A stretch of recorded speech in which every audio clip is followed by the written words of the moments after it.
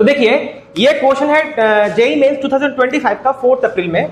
इसमें बेटा आपसे पूछा गया है कि आपके पास एक पार्टिकल है जिसका मास है m और उसका पोजीशन वेक्टर ये दे रखा है, उसका एंगुलर मोमेंटम l वेक्टर है और लीनियर मोमेंटम p वेक्टर है। आपसे पूछा जा रहा है उसके ऊपर जो फोर्स लगेगा उसका डायरेक्शन क्या आएगा।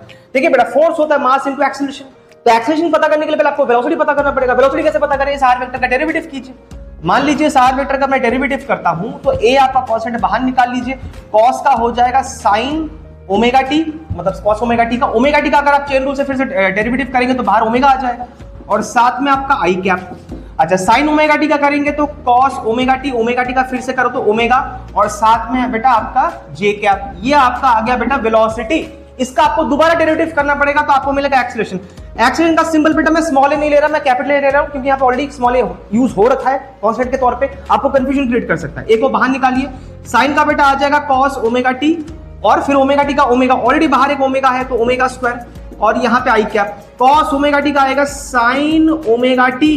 अच्छा ओमेगा टी का फिर से करोगे तो क्या आ जाएगा ओमेगा, बाहर ऑलरेडी एक माइनस ओमेगा है तो ओमेगा स्क्वायर और साथ में बेटा आपका जे कैप मीटर पर सेकंड स्क्वायर। और एक चीज ध्यान से देखिए, इन दोनों में से आप ओमेगा स्क्वायर कॉमन निकाल सकते हैं तो आपको मिलेगा cos omega T I cap sin omega T J cap.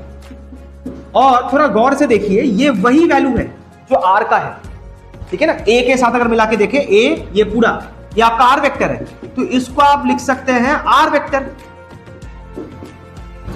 अब हमें पता है बेटा फोर्स जो होता है वो होता है मास इनटू एक्सीलरेशन, तो उस एक्सीलरेशन की जगह पे आप ये वैल्यू लिख सकते हैं minus omega square R vector. अगर आप फोर्स को वेक्टर फॉर्म में रखते हैं तो फोर्स आएगा minus M omega square R vector, मतलब एफ जो है वो आर की ही दिशा में है, बस उल्टी दिशा में है।